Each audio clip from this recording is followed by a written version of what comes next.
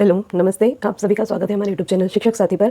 और राज्य शिक्षा केंद्र का एक बहुत ही महत्वपूर्ण पत्र जारी हुआ है। दिनांक 28/4/2022 को पत्र जारी हुआ है और जैसा कि आप स्क्रीन पर देख रहे हैं, पुस्तक वितरण 2022-23 के संबंध में ये पत्र है और पत्र क्रमांक है 2986। प्रति कलेक्टर समस्त जिले। विषय निःशुल्क पाठ्य पुस्तक वितरण कार्यक्रम वर्ष 2022-23। राज्य शिक्षा केंद्र के संदर्भ राज्य शिक्षा केंद्र के पत्र क्रमांक 3006 दिनांक 25/5/2021। राज्य शिक्षा केंद्र के पत्र क्रमांक 1023 भोपाल दिनांक 10/2/2022। तो इसमें जैसा कि आप देख रहे हैं कि ये निःशुल्क पाठ्य पुस्तक वितरण के संबंध में और कक्षा 1 से 8 तक के समस्त कक्षाओं में 22-23 में किस प्रकार से पाठ्य पुस्तक वितरण होगा, इसकी कार्यवाही शुरू की जा चुकी है और उसी के संबंध में निर्देश है। सर्व शिक्षा अभियान अंतर्गत शिक्षा सत्र 2022-23 में कक्षा 1 से 8 तक की समस्त शासकीय प्राथमिक और माध्यमिक शालाओं में अध्ययनरत समस्त बालक बालिकाओं तथा मध्य प्रदेश मदरसा बोर्ड से पंजीकृत मदरसों एवं मध्य प्रदेश संस्कृत बोर्ड से पंजीकृत संस्कृत शालाओं में अध्ययनरत ऐसे बालक बालिकाएं जो शासकीय शालाओं में दर्ज हैं को निःशुल्क पाठ्य पुस्तक वितरण का प्रावधान है। सत्र 2022-23 में मध्य प्रदेश पाठ्य पुस्तक निगम को पाठ्य पुस्तक मुद्रण हेतु गणना एवं मांग संदर्भित पत्र क्रमांक 2 के माध्यम से जिलेवार विवरण संलग्न पाठ्य पुस्तक निगम को निम्नानुसार की गई है। तो यहाँ पर हिंदी माध्यम के लिए बताया गया है। फिर उसके बाद हम देख रहे हैं कि उर्दू, अंग्रेजी, मराठी और संस्कृत माध्यम के लिए राज्य शिक्षा केंद्र से क्या कार्यवाही होगी।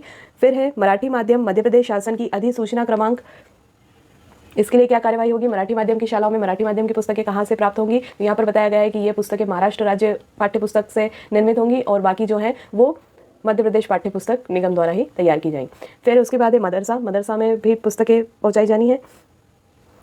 अब बिंदु क्रमांक 2.1 है पाठ्य पुस्तक मुद्रण एवं प्राप्ति। फिर अगला बिंदु है भंडारण। इसके अंतर्गत पूरे दिशा निर्देश दिए गए हैं कि किस प्रकार से विकासखंड से पाठ्य पुस्तकें जो है शालाओं तक पहुंचाई जाएंगी। इसे विस्तृत पढ़ने के लिए आप स्क्रीनशॉट लेकर भी इसको रीड कर सकते हैं। यहाँ पे परिवहन व्यवस्था विकासखंड स्तर से शाला स्तर तक निःशुल्क पाठ्य पुस्तकें पहुंचाने हेतु जिला स्तर से परिवहन हेतु दर का निर्धारण जिला कलेक्टर द्वारा किया जाएगा। दर निर्धारण की कार्यवाही भंडार क्रय के नियमों के अनुसार की जाएगी। परिवहन का कार्य राज्य शिक्षा केंद्र के पत्र क्रमांक राशि के ENR FTB 2021 3399 भोपाल दिनांक 29/6/2021 का अनुपालन करते हुए की जाए। संपूर्ण प्रक्रिया में बजट की सीमा का ध्यान रखा जाना आवश्यक होगा। शालावार बंडल बनाने हेतु भी बाह्य व्यक्ति से सेवाएं ली जा सकती हैं, जिसका व्यय निर्धारित बजट सीमा के अंतर्गत होगा। पाठ्य पुस्तकों का वितरण, और वितरण किस प्रकार से होगा, ये प्रमुख बिंदु है। हमारी शालाओं में कैसे पुस्तकें पहुंचेंगी। विकासखंड स्तर से निःशुल्क पाठ्य पुस्तक का वितरण पाठ्य पुस्तक वितरण ट्रैकिंग ऐप के माध्यम से शाला स्तर तक किया जाएगा। ऐप के माध्यम से पाठ्य पुस्तक की प्राप्ति एवं शाला को डिस्पैच का कार्य किया जाएगा। विद्यालय के द्वारा विकासखंड से डिस्पैच पुस्तकों की प्राप्ति एवं छात्रों को वितरण का कार्य भी पाठ्य पुस्तक वितरण ट्रैकिंग ऐप के माध्यम से किया जाएगा। विकासखंड स्तर से शालावार पुस्तकों के परिवहन हेतु रूट चार्ट तैयार किया जाए, जिसमें अधिक से अधिक शालाओं को शामिल करते हुए पुस्तकों का परिवहन किया जाए। जिला मुख्यालय से विकासखंड से मदरसा से सचिव एवं अध्यक्ष को उनके डायस प्रपत्र की छाया प्रति से मिलान करते हुए नामांकन अनुसार पुस्तकें प्रदाय की जाएं। फिर उसके बाद है शाला स्तर पर पुस्तकों का वितरण। शाला स्तर पर पुस्तकों का वितरण कैसे होगा, ये भी यहाँ पर विस्तृत दिया गया है। सर्वप्रथम विद्यालय का नामांकन एवं विकास खंड से प्राप्त पुस्तकों का मिलान किया जाए तथा आवश्यक संधारण एवं रख रखाव की व्यवस्था सुनिश्चित की जाए। शैक्षणिक सत्र 2022-23 के प्रथम दिन में ही छात्रों को समारोह पूर्वक पाठ्य पुस्तक वितरण किया जाना सुनिश्चित किया जाए। छात्रों को वितरित की जाने वाली निःशुल्क पाठ्य पुस्तकों का नंबर शाला में प्रत्येक छात्र के नाम के समक्ष अंकित किया जाए। पुस्तकों पर जो नंबर दिए जाते हैं, आप वितरण के समय जो रजिस्टर बनाते हैं वहां पर पुस्तकों के नंबर आपको अंकित करने हैं।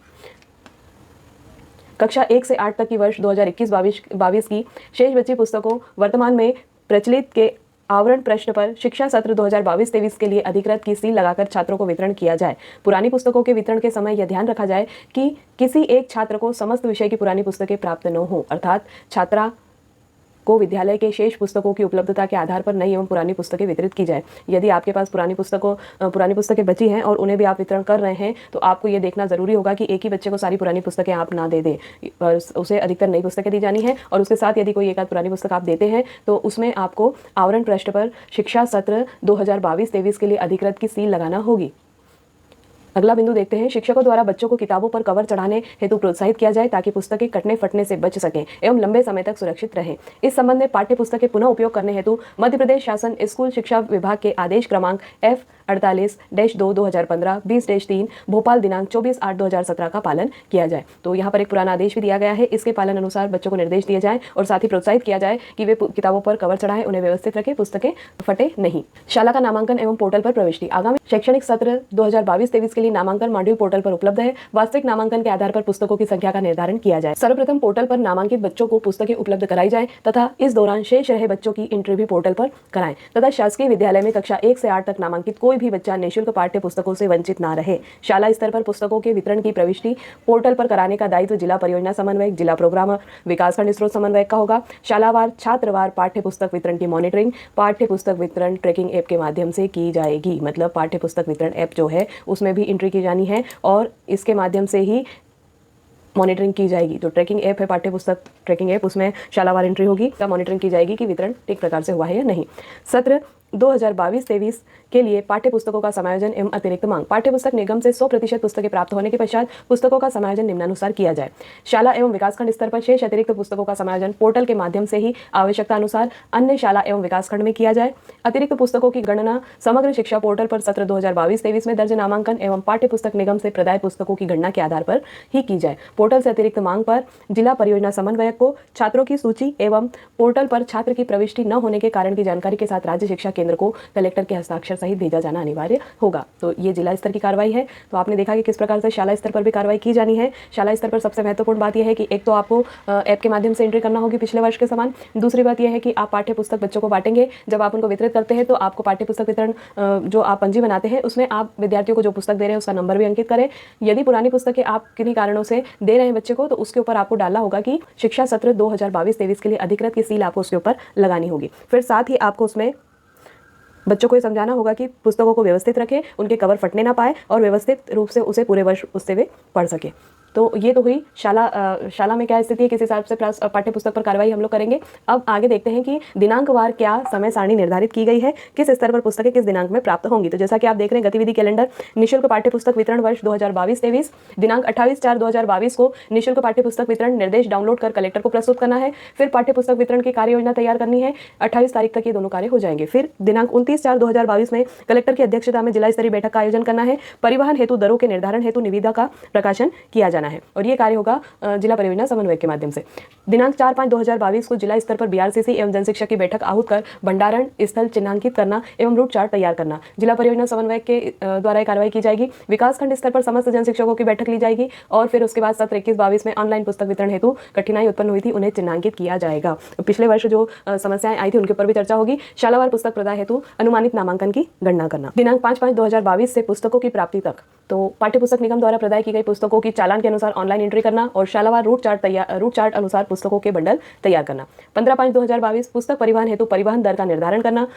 15/5/2022 से 30/5/2022 तक विकासखंड स्तर से विद्यालय स्तर तक पुस्तकों का परिवहन सुनिश्चित करना। फिर उसके बाद जो अगली दिनांक है 15/5/2022 से निरंतर जो कार्य किया जाना है वो है जिला एवं विकासखंड के अमले द्वारा पुस्तक परिवहन की समुचित मॉनिटरिंग करना, ऑनलाइन वितरण में आने वाली कठिनाई को राज्य शिक्षा केंद्र के सहयोग से दूर करना और जिला परियोजना समन्वयक के मार्गदर्शन में सारा कार्य होगा। 15/6/2022 प्रवेश उत्सव के दिन समय सीमा में बच्चों को पाठ्य पुस्तक वितरण, मतलब 15 तारीख को प्रवेश उत्सव मनाया जाएगा और उसी दिन बच्चों को पाठ्य पुस्तक वितरण किया जाना अनिवार्य है। अब इसके बाद है 25/6/2022 से 5/7/2022 पर्यवेक्षकों द्वारा बच्चों को वास्तविक रूप से वितरित पुस्तकों की चेकिंग भी की जाएगी। कार्यवाही जिला परियोजना समन्वयक द्वारा होनी है कि क्या 15 तारीख को विधिवत समस्त बच्चों को पुस्तक वितरण कर दी गई है, इस संबंध में समय समय पर चेकिंग भी होगी। दिनांक 2/7/2022 जनशिक्षा केंद्र स्तर पर बैठक, शालावार पोर्टल पर दर्ज नामांकन, वास्तविक नामांकन एवं प्रदाय पुस्तकों की जानकारी की समीक्षा। यदि वास्तविक नामांकन पोर्टल पर दर्ज नामांकन से अधिक है तो समस्त छात्रों को पोर्टल पर दर्ज कराना। ऐसी शालाएं जिनकी जानकारी अप्राप्त हो उनसे संपर्क कर जानकारी जनशिक्षक द्वारा व्यक्तिशः रूप से प्राप्त की जाए। तो अब इसके बाद कहीं कहीं ऐसी स्थिति हो सकती है कि बच्चे बाद में नामांकन बढ़ता है या जो भी स्थिति बनती है तो उसकी जानकारी दिनांक 2/7/2022 पे प्रत्येक शालावार ली जाएगी। 10/7/2022 विकासखंड स्तर पर बैठक, विकासखंड स्तर पर नामांकन एवं प्रदाय पुस्तकों की जानकारी का संकलन करना। 15/7/2022 पुस्तकों की अतिरिक्त आवश्यकता को पोर्टल पर तैयार कर तर्क संगत कारण के साथ प्रस्ताव जिला शिक्षा केंद्र को भिजवाएं। यदि वास्तविक नामांकन पोर्टल पर दर्ज नामांकन से अधिक है तो समस्त छात्रों को पोर्टल पर दर्ज कराना सुनिश्चित करें। 20/7/2022 पुस्तकों की अतिरिक्त आवश्यकता को पोर्टल पर तैयार कर तर्क संगत कारण के साथ प्रस्ताव कलेक्टर एवं जिला परियोजना समन्वयक के संयुक्त हस्ताक्षर से राज्य शिक्षा केंद्र को उपलब्ध कराना। तो इसके बाद जो अतिरिक्त मांग होगी वो राज्य पर भेजी जाएगी और उसमें कलेक्टर और जिला परियोजना समन्वयक के संयुक्त हस्ताक्षर से मांग दी जाएगी। 25/7/2022 जिले से प्राप्त अतिरिक्त मांग की समीक्षा, पोर्टल पर नामांकन एवं वास्तविक नामांकन के आधार पर सुनिश्चित कर पाठ्य पुस्तक निगम को अतिरिक्त पुस्तकें प्रदाय हेतु मांग पत्र भेजना। तो ये पूरी कार्रवाई है, दिनांकवार आपको हमने इस पत्र के माध्यम से दर्शाई है। तो मुख्यतः शाला स्तर पर जो कार्य है वो हमें ध्यान रखने हैं। जिला स्तर पर और विकासखंड स्तर पर प्रत्येक स्तर पर अलग अलग कार्य तय किए गए हैं और साथ ही दिनांकवार सारणी भी तैयार की गई है कि किस दिनांक में क्या कार्य किया जाएगा। तो मुख्य रूप से प्रवेश उत्सव तक हमें विद्यार्थियों को प्रवेश उत्सव के दिन पाठ्य पुस्तक वितरण किया जाना है और साथ ही ऐप के माध्यम से पुस्तकों की एंट्री भी की जानी है। तो आशा है जानकारी आपके लिए महत्वपूर्ण रही होगी। यदि ये जानकारी आपके लिए महत्वपूर्ण है तो हमारे चैनल शिक्षक साथी को सब्सक्राइब कीजिए, बेल आइकन को क्लिक कीजिए, वीडियो को ज़्यादा से ज़्यादा शेयर कीजिए, कमेंट्स कीजिए और लाइक कीजिए।